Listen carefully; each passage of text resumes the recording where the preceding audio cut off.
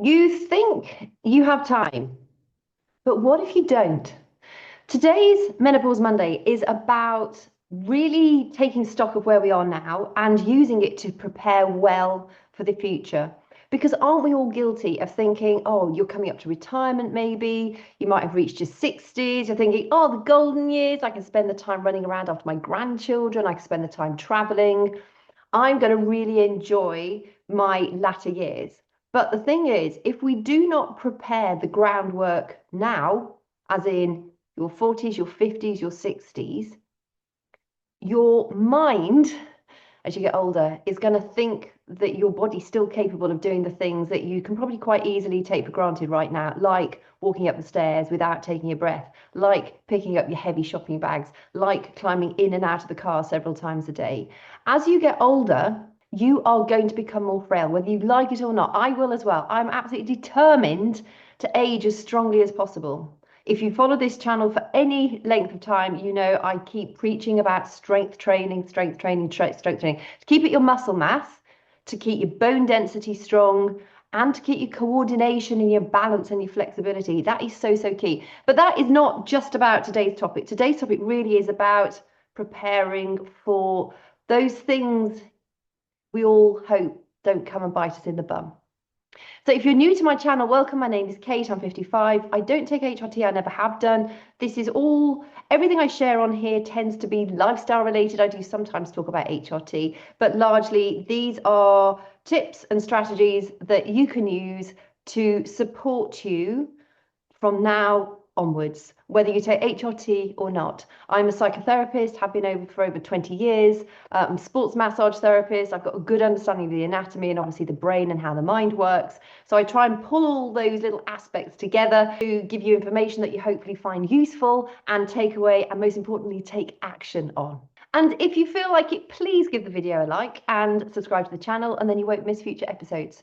So the reason for today's topic is, as a family, we recently had a member of our family who had a serious accident, aged 80, and was very lucky to survive that accident, required surgery after the accident. And then while in hospital, I mean, you hear me talk a lot about if you go in with a hip fracture, another reason to stay strong and good with good bone density is that the percentage of people who actually get out alive from hospital is tiny because of other related problems that occur while you're lying in your hospital bed recuperating. So after this surgery, our family member had, I think he'd been in there for 3 days and had a mini stroke, a transient ischemic attack, which affects the visual part of the brain. So he didn't feel great that night when it was happening, can't actually remember quite what happened. So, we're a little bit blurry about the exact details. However, it was a TIA and his sight is returning slowly. Short-term memory loss at the moment and needing to sleep an awful lot. When you go into hospital for surgery or something quite major, not only is the surgery causing a shock to the body, and if the surgery is as a result of an accident, of course, that is a huge shock to the body too. And as we get older, our bodies don't jump back as fast as they used to do. They don't jump back as fast as they will do now. And the risk of developing something like sepsis or pneumonia or the clots while you're lying recuperating in hospital are significantly higher. So I always focus on the fact that you obviously can't avoid every accident. It wouldn't be called an accident if we could plan for it. However, you can definitely minimize the risk of something happening to you by remaining strong. What I really want to emphasize now is start to build your muscle mass. That, once you go through menopause, declines quickly, but after the age of 60, it declines even faster. And you will really struggle to actually build significant muscles midlife and beyond. Even if you try really hard, I strength train 5 times a week. I lift heavy weights. And yes, my muscles, I'm actually creating some extra tone and I'm sculpting a little bit, but more than I have done previously. I've changed my strategy a little bit, eating a lot more protein, and that is working. But I know that is not going to be the case forever. And a lot of women say to me, yeah, but I don't want to get bulky. I don't want to lift weights. You will have to try so hard to get remotely bulky. If I thought I could get bulky, I'd be like, yeah, bring it on. Because I know I can't. Even if I try really, really hard, I'm not going to get bulky. I might define my muscles a little bit more, but it's the bulky is not going to happen. We do not have the hormones in our bodies any longer to enable us to create those super strong muscles. Yeah, of course, you're going to have the odd one or two, older women who are bikini competitors. Their life is geared around their bikini competitions. That they will be living a very structured routine, making sure that they're absolutely eating the right things and not having any of the things that do you harm, and also following a very, very structured training program. But for the vast majority of us who don't really want to train more than an hour a day, 5 days a week, that is not going to happen. You are not going to get bulky. The other good thing about strength training is it does strengthen your bones, because the muscles are attached to tendons, which are attached to bones. And as you're contracting your muscles, that's putting pressure on the ends of the bones. And where there's pressure, that's then strengthening the bones. The bones are living organs, supposed to be movable. They're not supposed to be brittle. Brittle bone disease is osteoporosis. You've probably heard of it. Osteopenia is the softening of the bones and sort of the precursor to osteoporosis. So activity and gravity-based activity, where you're using gravitational force to keep your body strong, is absolutely key.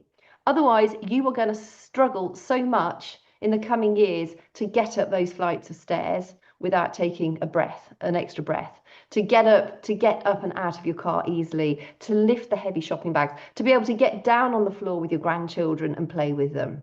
We take it for granted now. I think we always assume we're going to have our health. It doesn't happen that way, unfortunately, unless you prepare for it. And right now, even if you've never lifted a weight before in your life, you can start today and start to make progress towards creating that body that is going to support you in your 70s, your 80s, and your 90s, and hopefully beyond. You also need to be making sure that every meal, your snack, your breakfast, your lunch, your dinner, has some kind of protein in it. Without sufficient protein, even if you're strength training, you're going to struggle to build those muscles. So you want to be aiming, ideally, per pound of your body weight, you want to be eating a gram of protein. So if you weigh 140 pounds, if you're strength training, in an ideal world, you'll aim for 130 to 140 grams of protein. That is really hard to do. I make sure I literally pound protein into every single meal and snack that I eat, and still I struggle to eat sufficient protein a day. And I also have a protein shake after I've done my workout, and on non-workout days, if they're rest days, I have a vegan protein shake, just so I change it up a bit. But again, it's an easy way of getting about sort of 25 grams of protein in a quick drink. So do become protein centric. Obviously, eat plenty of vegetables. We don't eat enough vegetables. Vegetables are really good for your gut health, and your gut microbiome will support healthy aging. It supports cellular renewal. It supports your immune system. It supports your mental health. It supports your energy levels.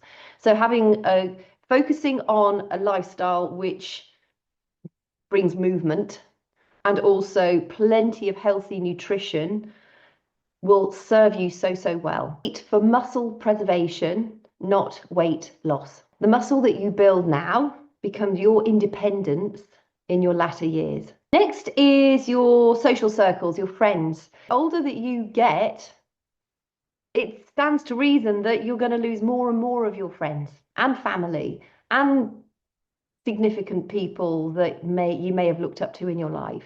And that can be really tough, because not only is it stark reminder that one day that knock on the door will happen to you, but it's also a reminder that we are all mortal. None of us gets out of this game alive. So it's very sobering, and it can become quite lonely if you rely on just a few key friends. And with menopausal years, you tend to find that your social circle might shrink. It may not, but a lot of women are retiring, so you no longer have your colleagues.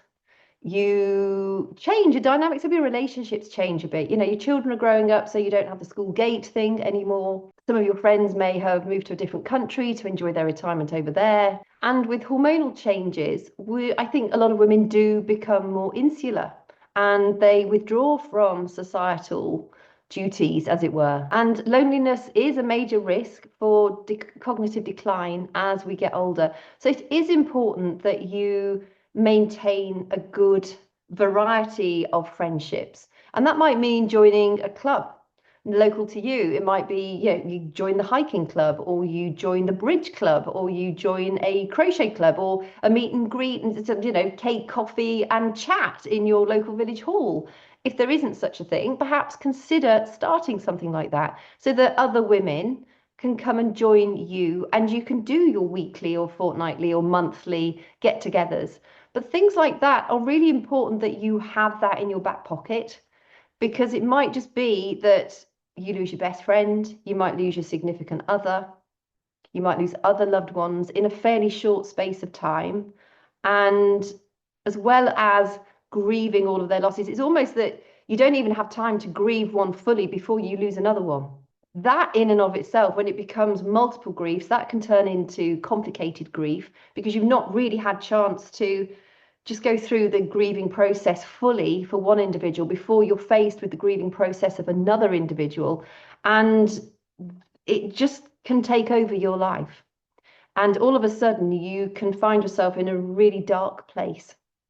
So have that support network. And if you haven't got it yet, and you don't have clubs, things around you that you think, oh, I'd love to join that, think about starting one yourself. If you've got friends around you, you could do a virtual club. You don't even need to do it face to face. Make sure you are widening your circle so that as you get older, as that circle declines in numbers, you still have significant friendships that you've developed over the years. They might not be your friendship since childhood, but you could still, how long does it take to develop a decent friendship? If you have the right chemistry with somebody, you can be best friends within about 2 years.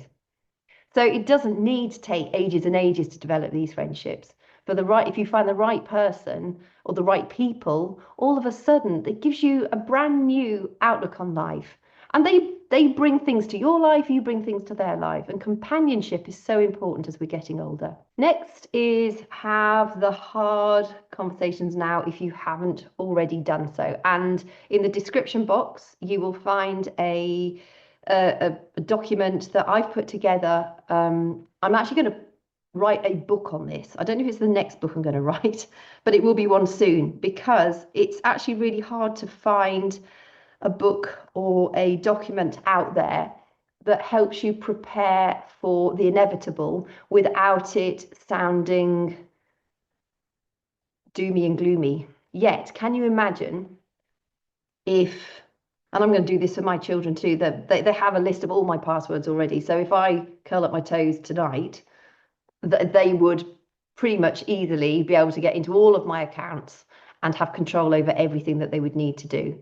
However, most people do not have a list of their passwords, and their children or their significant others have no idea where those passwords are. And it's much more than passwords. Have you got multiple businesses? Where is the code to the safe? If you have a safe, where is the key to maybe, a deposit box? Is there a trust set up? Do you have savings? How many bank accounts do you have? Who is your car insured with? Do you have life cover? Do you have critical illness cover? All of these things you as a loved one need to know. And if you're the one that dies first, your loved ones need to know. It doesn't mean that it's bringing your day of death any further forward, but it does mean that you're prepared. And it does mean that your loved ones, if it were to happen to you, are able to grieve you properly without thinking, oh my God, I don't even know where the spare key is for the car. I don't know where the car key is. I don't even know how to get into the house. I don't know who the mobile phone is with. All of these things, these little things, if you can list them all out, it makes such a huge difference. And also you might have family stories that are likely to die with you. When my dad was dying, he had cancer and he knew he was terminal. He wrote his family history for me and my sister, so that we had all of those special stories that many he'd told us already, but a lot of them we wouldn't have remembered fully. And it meant that I could also go back through Ancestry and find some of the pictures that were on Ancestry and cross-reference them with family albums that we have. And I knew what, my great grandfather was, what his name was, why he died. I've even got the telegram that got all the family back because he got run over by a horse and cart. All of these things are really important, that your stories get passed down. So there is a section in there for that too. It's a fairly simple document. I've not had chance to make it very pretty, but there's a lot of stuff in there which actually, if you go through it, is going to make it so easy for when your time comes. Or indeed, hand it to your significant other, because we all need to be doing these things in order to make it easier for our loved ones when we do go. I see this preparation just as an act of love. It's not meant to be frightening. It's not meant to make you feel worried about things, but it is an act of love that you're doing in preparation for yourself. Because, crikey, if I'm dying, I don't want to be thinking, oh my God, I didn't even tell them I've got life cover. I don't want these things to be going through my mind. I want to be thinking about all the beautiful things.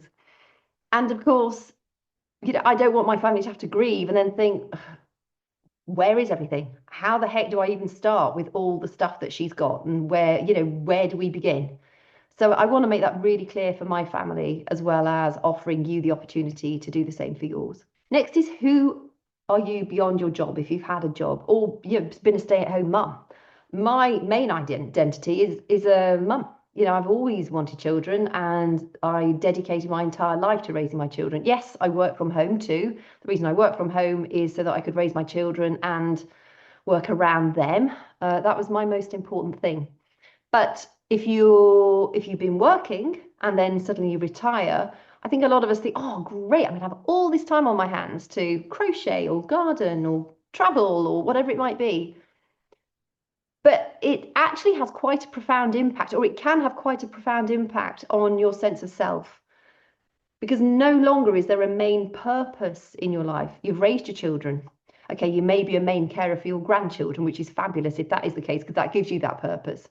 But you're no longer needed at work. You're no longer going into work. You're no longer having that social interaction on a daily basis. It might affect the dynamics of your relationships at home because you're there more often. So do bear these things in mind. And again, if you've got interests that you can start to, either consider what you want to start as a hobby when you retire, or if you have retired, have a think about those things that you might want to do with your time.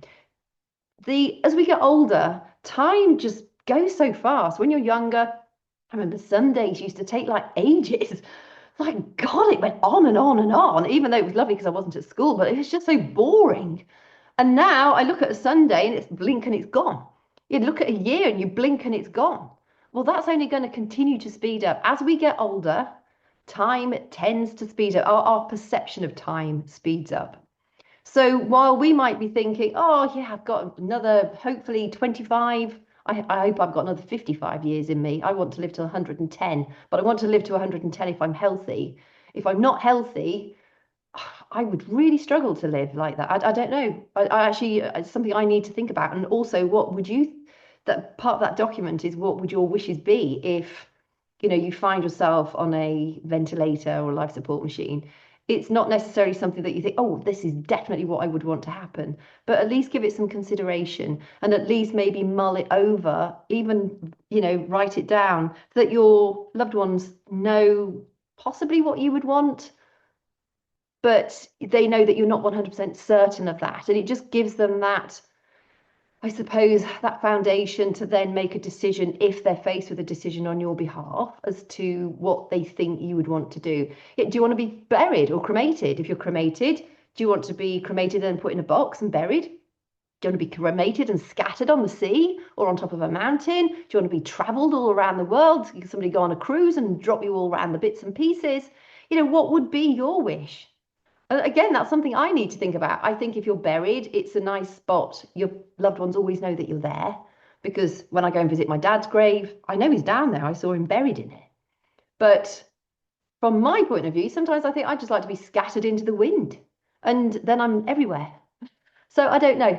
It's something I need to think about. But the more we start to think about these things right now, the more we might be able to come to that final decision as to what would be best for us. I think also if you're in a grave, I don't live near my dad's grave. So I visit it 2, 3 times a year, and I'd love to be able to visit him like every week or every day. So it takes that onus away from your loved ones to have to go and visit the grave if you've been scattered somewhere. So I'm not sure. Everybody has their different ideas, but if it's down on paper, it gives your loved ones an idea of what your wishes might be. Also, income streams. Just because you've retired doesn't mean to say you can't make income. You might want to write that book. Most people have got a book inside of them. You might want to write some poems down and possibly sell them online. There's all sorts of different things that you could possibly do. You might start an entirely different part-time job. You might go and volunteer in a charity shop or in an animal rescue centre. There are so many different things that you could still do that would give your day, give your week structure, and also be deeply rewarding for you on a sort of contribution level. And I think that is important once you've retired from your main job. But if you do need income, there are so many different ways of creating extra streams of income, no matter how old you are. So never feel that it's too late for you. It is something that you might need to retrain in, but most things can be trained in, unless you want to be like a brain surgeon in just a few years. Well, maybe go back to school. Maybe do that degree you've always wanted to do and get some qualifications so that you can then start to do whatever it is that's been on your mind for so long. My next point is to forgive faster. I have worked in hospice, and obviously being a psychotherapist, I've dealt with a lot of people through grief and also at end of life.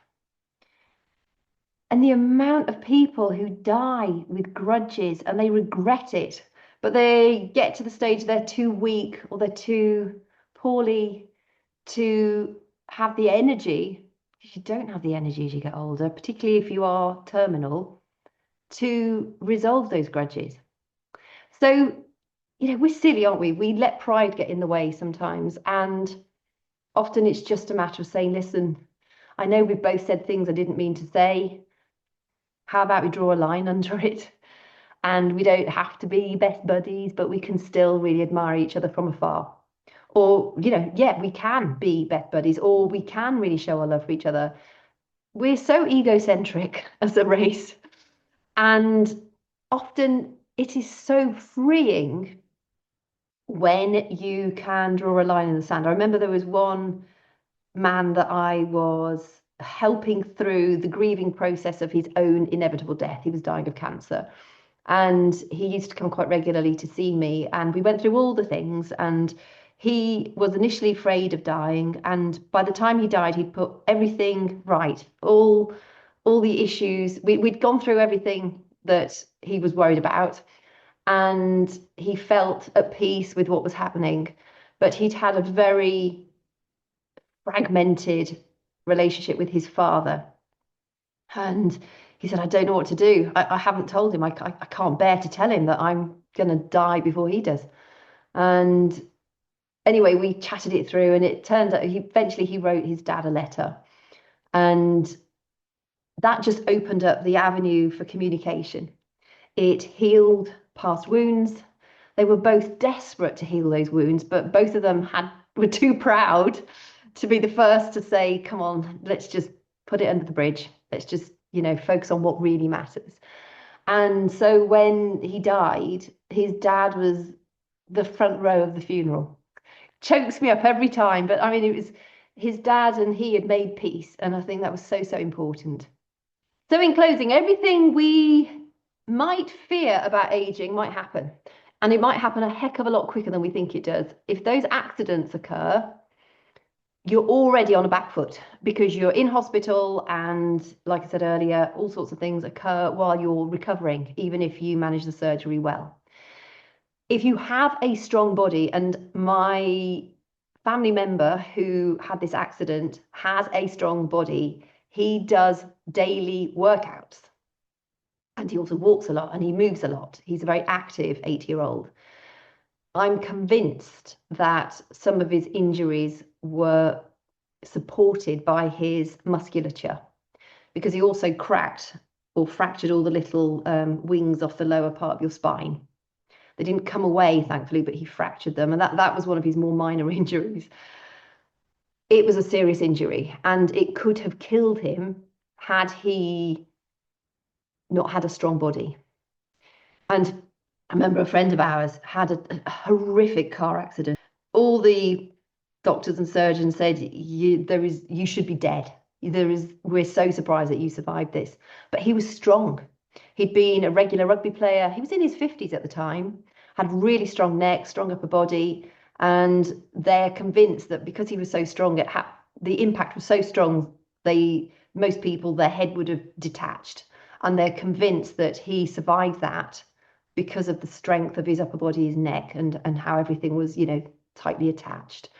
So do bear these things in mind. A strong body is not just about looking buff in your cozy or your bikini or your dress or whatever it is that you want to wear.